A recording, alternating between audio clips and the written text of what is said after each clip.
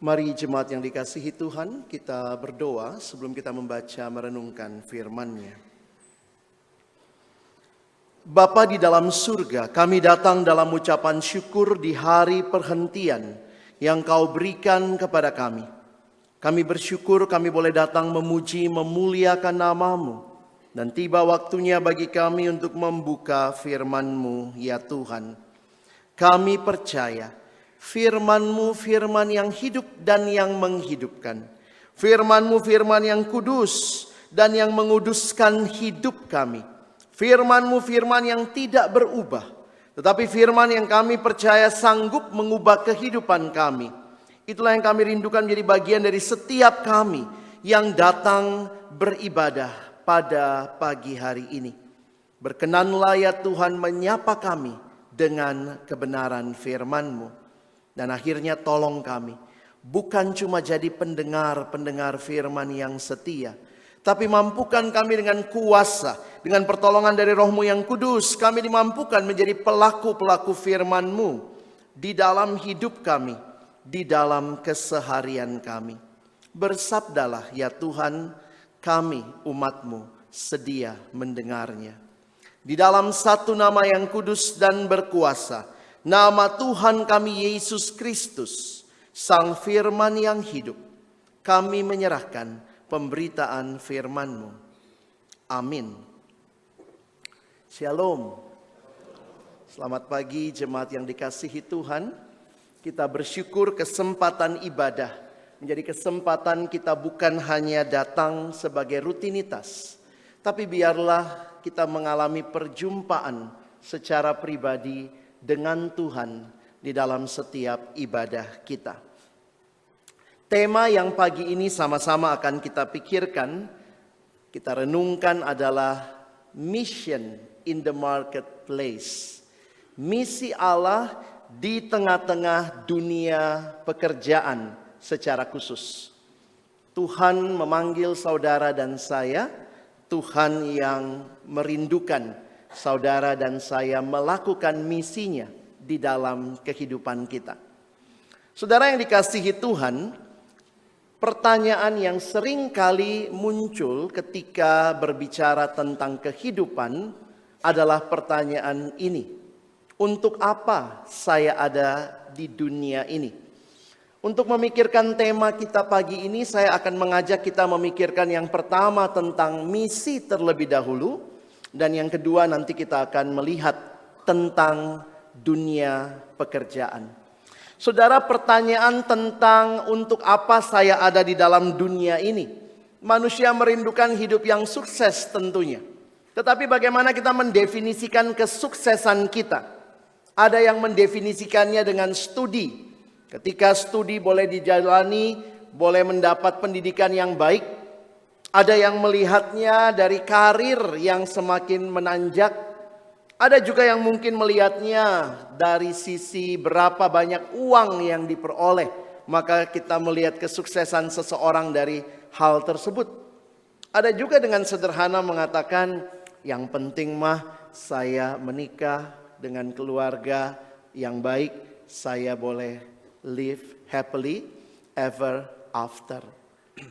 Apapun definisi yang saudara dan saya pikirkan, tentu semua orang ingin masa depan yang indah. The bright future ahead. Tapi sadarkah kita kalau ternyata setiap kita sedang menghidupi sebuah cerita? Saudara dan saya sedang menghidupi sebuah cerita. Mengapa demikian?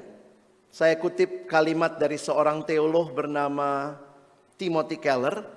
Dia mengatakan orang tidak bisa membuat apapun menjadi sesuatu yang masuk akal, memiliki arti, maksudnya meaningful, tanpa menempatkannya di dalam semacam alur cerita.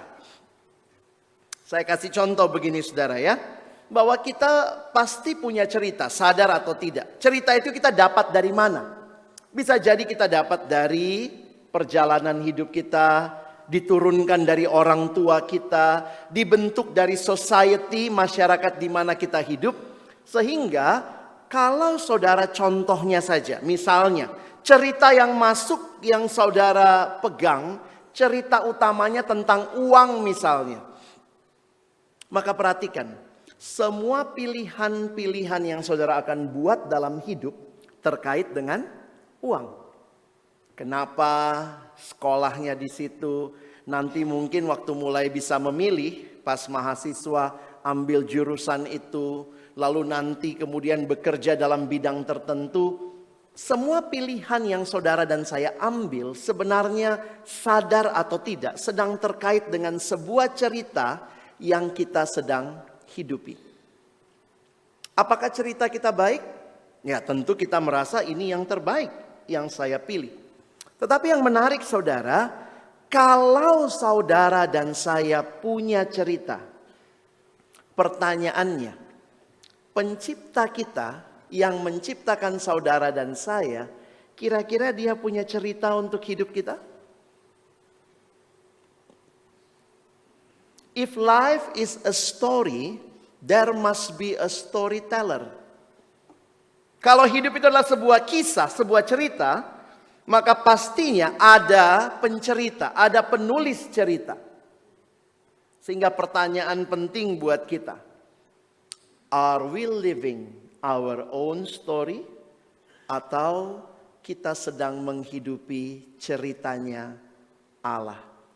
Cerita siapa yang saudara dan saya sedang hidupi? Ini menjadi pertanyaan menarik bagi kita untuk memahami misi saudara. Mengapa?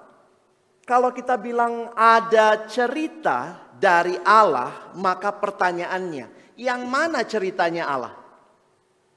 Saudara, kita bisa melihat God's big story dari mana? Tentunya dari Alkitab, ya. Nah, menarik saudara kalau memperhatikan, pertanyaannya begini, Alkitab ini banyak cerita atau cuma satu cerita? Kalau saudara ditanya seperti itu, jawabnya apa? Alkitab ini banyak cerita isinya atau ada satu cerita saja? Tentu kita harus jawab dua-duanya. Karena di dalam Alkitab ada cerita tentang Adam, ada cerita tentang Nuh, ada cerita tentang Musa, ada cerita tentang Paulus, ada cerita tentang Petrus. Ada banyak cerita. Tetapi at the same time, Alkitab juga adalah satu cerita. Dari awal sampai akhir, saudara.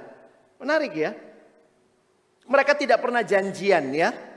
Penulis Alkitab ini menulis dalam kurun waktu yang cukup panjang, gak pernah rapat redaksi ya. Nanti Paulus kamu tulis bagian ini, nanti Musa tulis bagian ini. Mereka gak pernah kumpul, gak pernah rapat redaksi. Tetapi isinya bukan hanya berbagai kumpulan cerita, tetapi adalah satu cerita besar yang kita sebut God's big story. Oke? Nah, saya meminjam penjelasan dari seorang teolog misi bernama Bapak Christopher Wright. Di dalam satu buku ini, How to Preach and Teach the Old Testament and for All Its Worth, di dalam buku ini dia mengutip juga satu bagian yang dia katakan kalau saudara ditanya apa isi Alkitab kita, maka Alkitab kita sebenarnya adalah sebuah drama 6 babak. Dan kita bisa menjelaskan drama 6 babak dengan 6 simbol ini. Menarik ya. Sehingga dia katakan begini, kalau saudara ketemu orang, lalu orang itu tanya, apa sih isi Alkitabmu? Saudara bisa menggambarkan 6 simbol ini, menjelaskan seluruh isi Alkitabmu hanya dalam waktu 2 menit. Ya, dia bahkan bercandanya, kalau ketemunya di restoran gak ada kertas, ambil saja tisu, gambar 6 ini, you want to know my Bible? This is my Bible story. And this is God's story. Ini ceritanya Allah. Apa saja drama 6 babak ini? Mari saudara perhatikan sebentar. Bagian pertama itu panahnya dari atas ke bawah. Karena ini bicara Allah mencipta. Itu adalah babak creation. Allah menciptakan segala sesuatu. Lalu yang kedua, saudara lihat simbolnya saja udah bisa lihat ya. Manusia jatuh dalam dosa. Ya, jatuh dalam dosa. Sehingga tandanya silang. Lalu, mungkin yang kita paling tahu di situ yang mana? Yang tengah ya. Simbol Yesus. Tetapi sebelum Yesus datang, setelah manusia jatuh dalam dosa, di dalam perjanjian lama, Allah memberikan janji di mana akan datang juru selamat. Lalu kemudian Yesus datang. Di dalam sejarah kita melihat kedatangannya, dialah penebus, itulah redemption. Dan menariknya setelah Yesus menebus, dia mati dan bangkit, dia naik ke surga saudara. Dan dia berjanji akan datang kali yang kedua. Di mana dia akan memulihkan segala sesuatu di dalam the new creation. Karena itu Alkitab kita berakhir dengan kitab Wahyu. Yang menunjukkan pengharapan yang akan terjadi ketika Kristus datang kedua kalinya. Maka sekarang pertanyaannya begini. Kalau saudara lihat hidupmu, hidup kita manusia, kira-kira kita ada di nomor berapa saudara? Saudara ada di nomor berapa? Nomor 2. Saudara bareng ular waktu itu ya. Sempat selfie di Taman Eden. Kita nomor 5.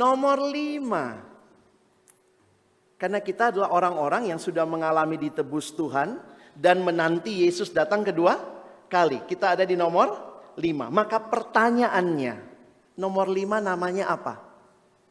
Nah, dia kasih penjelasan, this is mission. Jadi, kalau saudara memperhatikan seluruh kisah ini, we are on a mission. Menarik saudara ya. Alkitab menunjukkan hidup umat Allah yang telah ditebus adalah hidup yang menyatakan misi Allah bagi dunia ini. Saudara perhatikan gambar ini, maka saya harap kita memiliki cara pandang yang baru. Sering kali kita pikir begini, ini hidup saya Tuhan, ini cerita saya. Maka it's my story, lalu kemudian kita minta Tuhan masuk dalam ceritaku, berkati ceritaku. Itu bukan pandangan Alkitab. Di dalam pandangan Alkitab, ada Allah yang punya cerita. Dan Allah yang punya cerita itu mengundang saudara dan saya masuk di dalam ceritanya. Saudara bisa lihat bedanya? Bukan kita yang punya cerita lalu kita undang Allah masuk cerita kita. Tetapi Allah yang punya cerita. Dan Allah sebenarnya mengundang kita masuk di dalam ceritanya. Ini sebuah kehormatan. It is a privilege for us. Allah mengundang kita masuk di dalam ceritanya. Ceritanya adalah tentang misi ini. We are on a mission. Jadi kalau saudara bisa memahami hal ini, ingatlah bahwa hidup kita adalah sebuah cerita besar dari Allah. Kalau semua hal adalah tentang misi Allah, berarti kalau saudara melihat keluarga kita harusnya kita tempatkan dalam konteks misi Allah. Yang lagi studi, yang lagi bekerja, engkau dan saya ada di dalam misinya Allah. Ini memang pandangan tentang misi yang luas. Sehingga hidup kita sedang menjalankan misi Allah. Di dalam cerita besar Allah, saudara perhatikan, dengan memahami God's big story, kita seharusnya mengerti bahwa keberadaan kita, baik kehidupan, pekerjaan, keluarga, apapun itu, kita bukanlah tanpa sebab, bukanlah tanpa arti. Tetapi kita sedang ada di dalam cerita misinya Allah. God's big story menempatkan kita sebagai partisipan, sebagai kontributor dalam cerita besar Allah. Apa yang kita lakukan harus dilihat secara luas. sebagai bagian dari keseluruhan kisah Allah bagi dunia ini. Sehingga kalau saudara nanti kita bicara mission in the marketplace, maka kehadiran saudara di dalam marketplace, di tengah-tengah dunia pekerjaan, itu adalah misinya Allah secara luas. Saya harap kita bisa pahami ini. Saya kasih contoh begini saudara ya, saya sekali lagi tidak sedang mengkritisi atau menyalahkan, tetapi saya hanya ingin menunjukkan kepada kita betapa sempitnya seringkali pandangan kita tentang misi. Hampir semua gereja punya tim misi. Kita bersyukur untuk itu. Kita punya pelayanan misi. Silakan, saudara harus dukung itu. Kita bersyukur ada orang-orang yang Tuhan gerakkan untuk mengerjakan pelayanan misi secara khusus sebagai misionaris-misionaris. Tetapi seringkali kita lupa kita juga adalah misionaris Allah. Satu waktu saya ketemu seorang jemaat gitu ya. Lalu kemudian dia tanya, Pak masih pelayanan Pak? Iya masih saya di Perkantas. Ya masih di Perkantas Pak Alex. Iya. Wah masih hamba Tuhan ya Pak? Oh iya gitu ya. Terus dia ngomong iya. Saya bilang tapi kan kamu juga hamba Tuhan. Oh enggak Pak, saya kerja biasa. Saya mah hamba uang. Saudara, ini kan membuat dikotomi ya. Seolah-olah yang kerjanya kayak kami, yang pelayannya kayak kami ini hamba Tuhan. Yang kerjanya di sekuler, oh itu hamba uang, hamba dunia. Kalau saudara mengerti kisah besar ini, siapa hamba Tuhan? Semua kita. Siapa misionaris? Semua kita. Maka kita harus menghayati hal ini untuk kita bawa dalam hidup kita. Pelayanan misi harus dikerjakan. Daerah-daerah misi yang gereja buka, yang gereja support harus dikerjakan. Tapi semua kita harus ingat, kita adalah orang-orang yang ada dalam misinya Allah. Saya kasih contoh begini. Kadang-kadang kita ngertinya, oh pergi pelayanan misi ya, tim misi pas pergi begitu ya. Ada beberapa jemaat yang ikut. Wah pergi bermisi 1 minggu. Wah kalau kita pergi bermisi kita bilang 1 minggu itu kita lagi misi. 1 tahun berapa minggu? 52 minggu. Lalu saudara pergi bermisi 1 minggu. Lalu 51 minggunya ngapain? Kita mau kasih judul apa? 51 minggunya kita tidak pergi ke daerah misi. Saudara hadir di pekerjaan itu namanya apa? We are on a mission. Sebenarnya pelayanan misi yang khusus dilakukan, mungkin kita punya daerah misi, kita punya proyek-proyek misi yang kita lakukan, tidak meniadakan 51 minggu lainnya di mana saudara dan saya hadir di pekerjaan. Siapa misionaris di pekerjaan? Apa tim misi GKY bisa masuk ke pekerjaan saudara? Kami hamba Tuhan terbatas saudara. Yang bisa masuk di dalam pabrik-pabrik, yang bisa masuk di ruang-ruang kerja adalah kehadiran saudara-saudara yang adalah misionaris Allah di dunia pekerjaan. Ingat itu. Ini bukan sekadar pembagian, tetapi ini panggilan Allah bagi kita semua. Setiap minggu gereja mengutus misionaris. Kok bisa? Nanti Musa utus kita ya, pergilah. Jadi apa? Jadi hamba uang. Jadi misionaris. Wah, kalau saya ngerti ini ya, setiap kali kalau saya mengerti. Karena kadang-kadang kita lihat yang diutus itu kalau cuma ditumpang tangan. Kalau kami di STT ya, kalau mahasiswa mau praktek tuh kita tumpang tangan ya. Pergi ke 30 gereja, pergi pelayanan. Tapi saya pikir setiap minggunya gereja mengutus sekian banyak, sekian ratus hamba-hamba Tuhan yang hadir di dunia pekerjaan.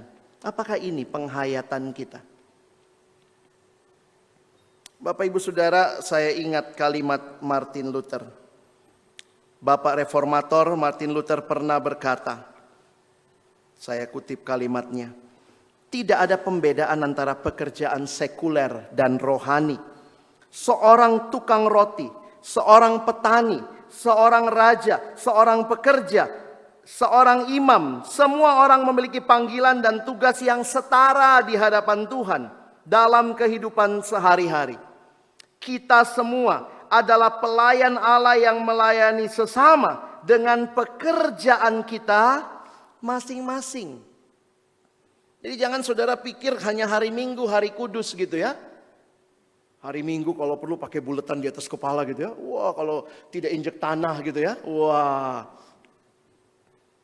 Hari Minggu kudus banget. Kepentok haleluya. Kejedot maranatha. Hari lain saudara misionaris. Saudara orang-orang yang hadir di pekerjaan membawa nilai-nilai kerajaan Allah.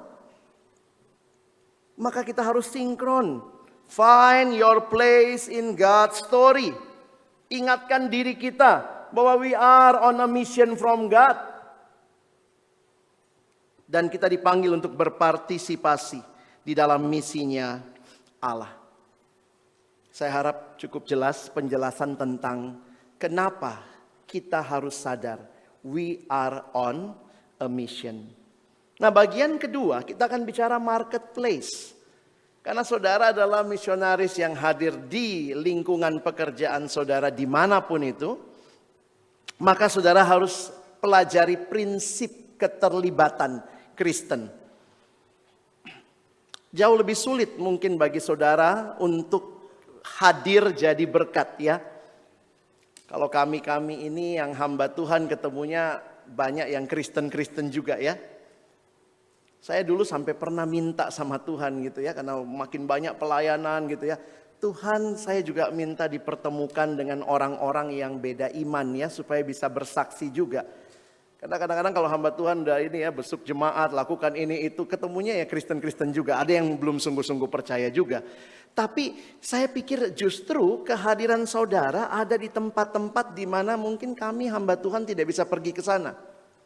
Maka perhatikan bagaimana prinsip keterlibatan Kristen yang Tuhan berikan bagi kita. Dalam doa Yesus di Yohanes 17, saya ajak kita perhatikan prinsip ini. Ya, mari kita baca ayat 15 sampai 19. Mari kita baca bergantian saudara. Ya, yang laki-laki akan baca ayat 15, yang perempuan membaca ayat yang ke-16. Kita bergantian sampai ayat yang ke-19. Mari yang pria mulai lebih dulu. 1, 2, ya. Aku tidak meminta supaya engkau mengambil mereka dari dunia, tetapi supaya engkau melindungi mereka daripada yang jahat.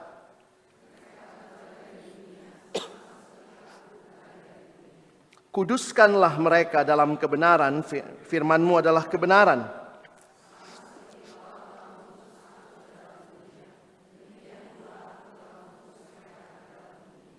Dan aku menguduskan diriku bagi mereka, supaya mereka pun dikuduskan dalam kebenaran. Saudara perhatikan doa Yesus.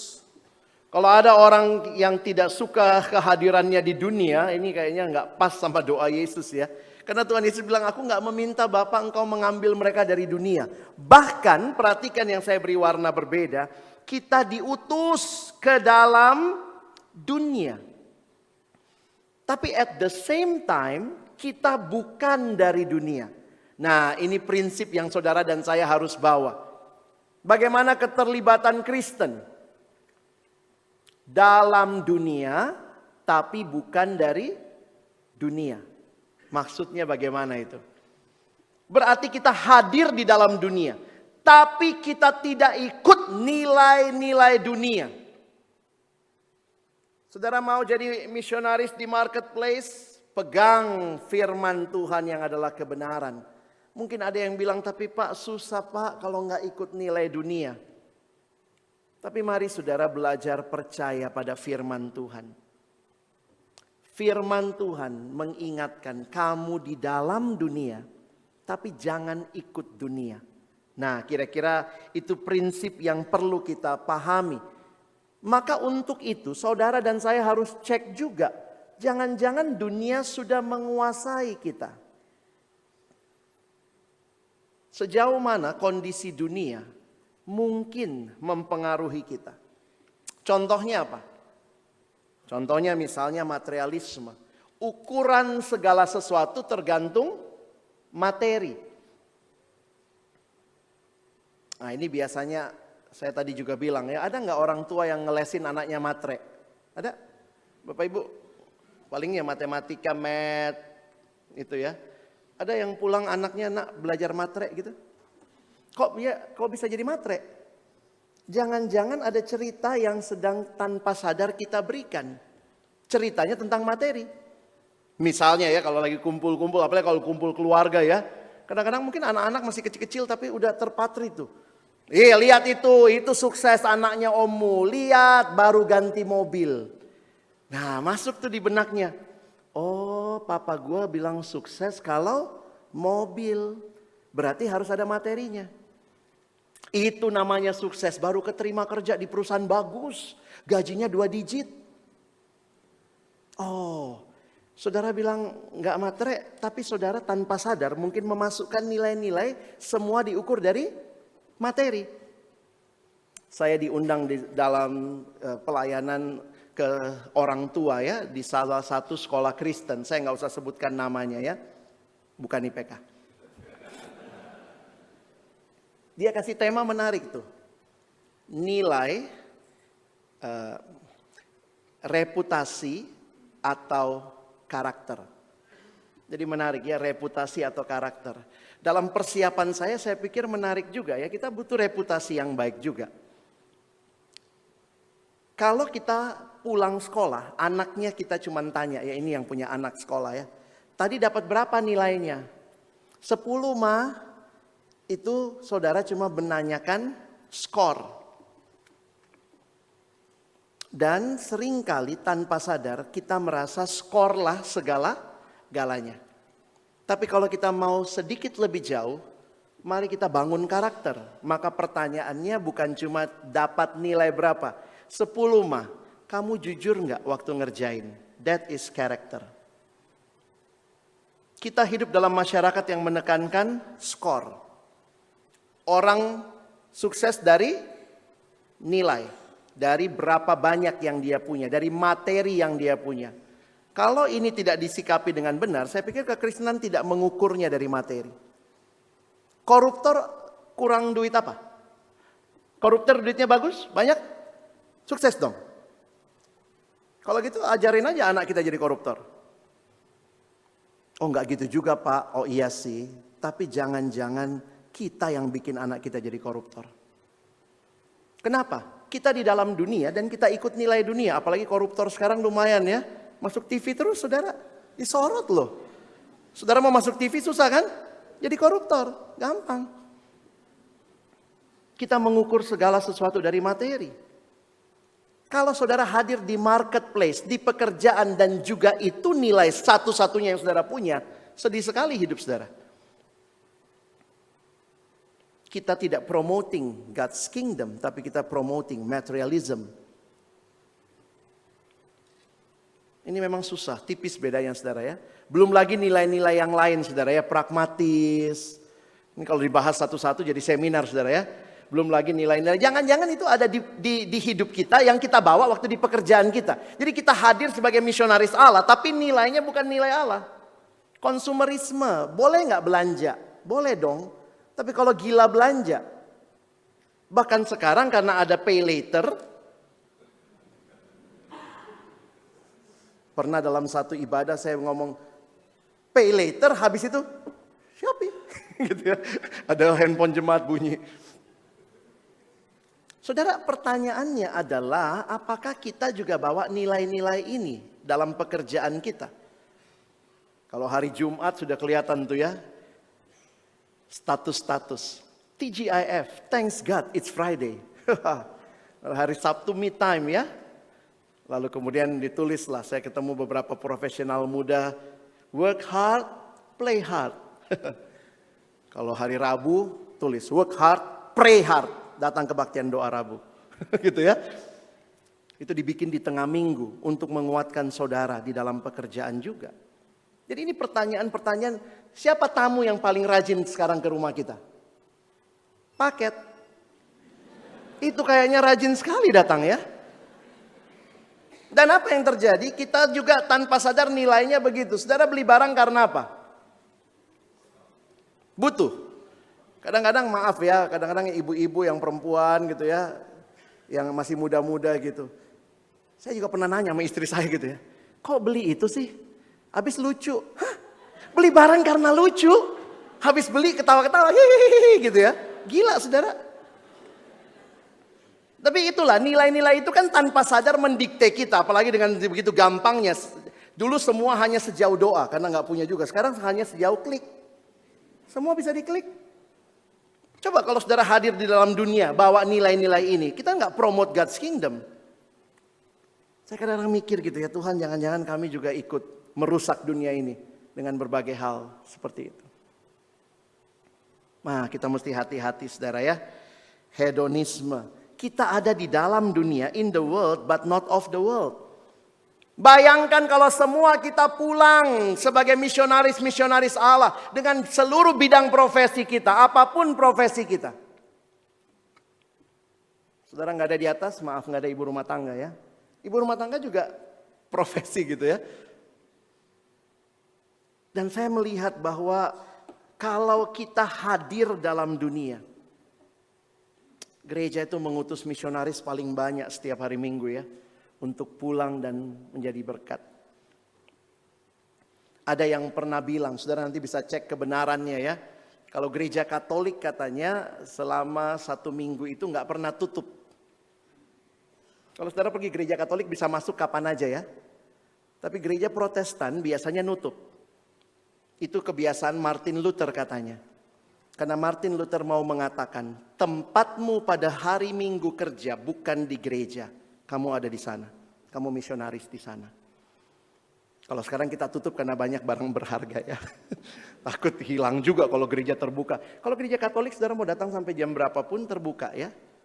Itu karena kebiasaannya, tapi ternyata waktu saya pelajari filosofinya, oh iya, Martin Luther mau mengingatkan, tutup gereja, tempatmu bukan di sini. Kamu harus hadir di dalam dunia, mengerjakan panggilan Allah. Maka saudara dan saya, kita sedang mengerjakan misi Allah. Bagaimana kita melakukan misi ini? Maka ada 2 hal yang bisa saudara lakukan ya. Saya jelaskan dengan sederhana, bisa lihat penjelasannya. Pertama, karena ini bicara bekerja, saudara kompetenlah dalam bekerja. Kembangkan kompetensi saudara. Kenapa? Karena kita mau memberi yang terbaik kepada Tuhan lewat pekerjaan kita. Kolose mengingatkan, lakukanlah segala sesuatu seperti untuk Tuhan. Dan bukan hanya untuk manusia. Maka kembangkan kompetensi saudara. Kalau saudara ekonom, jadilah ekonom yang baik, akuntan yang terbaik. Saudara ahli teknik, sarjana teknik, lakukanlah. Jadi arsitek yang terbaik, jadi dokter yang terbaik. Kembangkan kompetensi, itu bagian saudara mengerjakan misi Allah di dalam marketplace. Tapi yang kedua, jangan cuma mengembangkan kompetensi lalu kemudian cuma dapat uang banyak. Tapi saudara ingat, yang kedua, jadilah transformator. Bawalah nilai-nilai kerajaan Allah di dalam pekerjaan saudara. Membawa pembaharuan di tempat di mana kita hadir. Di pekerjaan kita. Saya ketemu beberapa teman yang punya usaha. Dan dia bilang, kalau hari Minggu saya atur. Dia panggil saya bang, saya atur bang. Memang sih kami Minggu buka. Tapi saya atur, yang Kristen boleh pilih dulu, ibadah dulu, baru masuk kerja. Saya pikir ada cara-cara yang harus kita pikirkan untuk kehadiran kita di dalam dunia ini. Kenapa? Kita dipanggil jadi garam dan terang. Saudara masih ingat ayat-ayat ini? Kamu adalah garam dunia. Kamu adalah terang dunia. Saya waktu pelajari, iya ya, Tuhan gak bilang kamu adalah terang. Tuhan gak bilang kamu adalah garam. Perhatikan, kamu adalah terang dunia. Berarti di mana tempat kita hadir sudah dikasih tahu. Kamu adalah garamnya dunia. Kamu adalah terangnya dunia. Kita bukan cuma garam. Kita bukan cuma terang. Dan ingat, kita juga bukan dunia. Kita garamnya dunia. Kita terangnya dunia. Garam jangan cuma kumpul sama garam saudara ya. Nanti jadi gudang garam. Harus hadir di dalam dunia. Di pekerjaan saudara, apakah saudara sudah menghadirkan kerajaan Allah? Hidup berbeda dengan dunia. Kita tadi doa Bapa kami. Kita mintanya apa? Datanglah kerajaanmu. Apa maksudnya? Dalam satu penjelasan menuliskan, kita minta datanglah kerajaan Allah tentunya bukan di surga. Di surga dia sudah jadi raja. Tapi di dunia ini. Di dalam segala aspek kehidupan. Rajakanlah Allah. Allah satu-satunya raja yang berkuasa penuh memerintah atas seluruh ciptaannya termasuk pekerjaan saudara. Maka jangan ikuti nilai-nilai dunia. Nilai dunia itu is saudara. Egois, pragmatis, hedonis, konsumeris, ini semua nilai-nilai dunia. Tapi kita hadir di pekerjaan membawa nilai kerajaan Allah. Nilainya apa? Kean, kebenaran, kebaikan, kejujuran, kesabaran, kemurahan, dan lain-lain. Rindukanlah. Karena Allah memanggil saudara untuk melayani dia. Di Indonesia, bahkan di dunia ini. Melalui pekerjaan kita. Melalui kehadiran kita di dalam berbagai bagian. Indonesia membutuhkan kehadiran saudara. Yang juga membawa nilai kerajaan Allah. Bagaimana terus bisa bertumbuh? Maka saya ingatkan saudara ya, kalau tetap mau jadi misionaris di tengah-tengah marketplace, maka Tuhan minta saudara dan saya terus bertumbuh. Dan Tuhan kasih modal ya. Tuhan gak cuma suruh, tapi Tuhan kasih modal. Ada 3 hal yang Tuhan kasih supaya saudara bertumbuh. Pendeta John Stott menyimpulkan, pertama Tuhan kasih Roh Kudus. Yang kedua Tuhan kasih firman Tuhan. Roh Kudus di dalam hati setiap kita yang percaya. Tuhan kasih firman-Nya. Firman-Mu pelita bagi kakiku, terang bagi jalanku. Tuhan sudah tahu jalanmu gelap. Kamu butuh firman. Dan yang ketiga Tuhan kasih kita komunitas. Mari kita saling mendukung, saling menguatkan. Kalau orang bilang, aduh semua teman bisnis saya terus curang. Cari, ada kok komunitas orang-orang yang cinta Tuhan, berbisnis dengan jujur. Cari komunitas itu. Mungkin di gereja kita ada koneksi dengan beberapa gereja lain. Saya pikir juga di sini Tuhan mau kita terus bertumbuh. Menjadi orang-orang yang melayani dia. Saya tutup dengan kutipan dari pendeta John Stott. Dalam satu parafrase terhadap khotbah di bukit, dia mengatakan begini. Jika daging busuk, jangan salahkan daging. Karena daging kalau nggak di lemari es ya makin lama makin busuk saudara ya. Jangan salahkan daging. Tanyakan di mana garamnya. Kalau dunia busuk, jangan salahkan dunia. Memang dunia terus membusuk. Tapi tanyakan, di manakah garam dunia? Kalau rumah gelap, jangan salahkan rumah. Tanyakan di mana lampunya. Kalau dunia gelap, jangan salahkan dunia. Tanyakan, di manakah terang dunia? Maka pertanyaannya, sudahkah saudara dan saya hadir sebagai garamnya dunia, sebagai terangnya dunia. Secara khusus di marketplace, di mana sebagian besar saudara akan diutus kembali ke pekerjaan, kehidupan rumah tangga, kehidupan sehari-hari. Kapan mulai kerjanya? Ya mulai sekarang saudara ya. Walaupun mungkin praktisnya besok ya. Harusnya orang Kristen senang ya. Thanks God it's Monday. Harusnya begitu prinsipnya. Kenapa? Karena hari Minggu diutus. Masa begitu diutus terus besoknya I hate Monday. Itu kurang ajar luar biasa itu ya. Nanti kapan-kapan kita bahas teologi kerja. Wah itu lebih luar biasa saudara. We don't have to hate Monday ya. Karena apa?